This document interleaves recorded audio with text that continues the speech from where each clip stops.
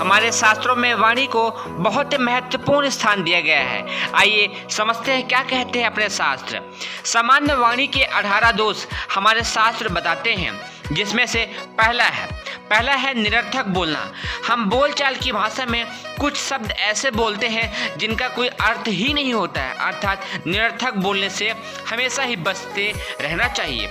दूसरा है एक ही बात को बार बार बोलना। बहुत लोगों की आदत होती है कि जब भी वो कहीं बैठे होते हैं तो किसी बात को बार बार बोलते हैं। हमें सामान्यतः बार बार बात को रिपीट करने से हमेशा ही बचने की कोशिश करनी चाहिए। तीसरा है अशुद्ध अश्लील बोलना।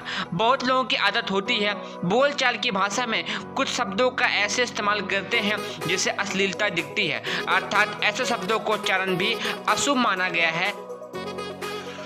अपने शास्त्रों में आवश्यकता से ज़्यादा बोलना भी अत्यंत ही अशुभ माना गया है, अर्थात इस बात पर भी ध्यान देनी चाहिए।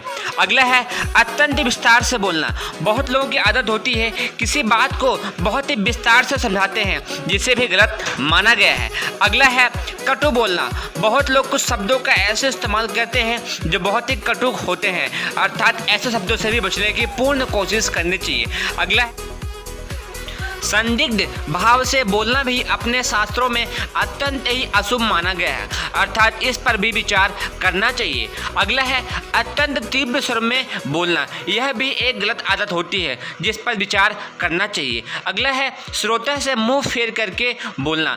बहुत लोगों की आदत होती है बात करते समय देखते कहीं और है और बात कहीं और करते हैं, अर्थात इस पर भी अत्यंत ही विचार करने की जरूरत है। अगला है असत्य बोलना। अपने शास्त्रों में असत्य बोलने को बहुत ही पाप माना गया है, अर्थात अपने बातचीत की भाषा में असत्य ना ही बोलने की पूर्ण कोशिश करनी चाहिए। अगला है धर्म अर्थ काम मोक्ष के विरुद्ध बोलना। इस पर भी हमें विचार करना चाहिए। अगला है कर्ण कटु बोलना, अर्थात शब्द ऐसे हो जो दूसरे को अच्छे लगे।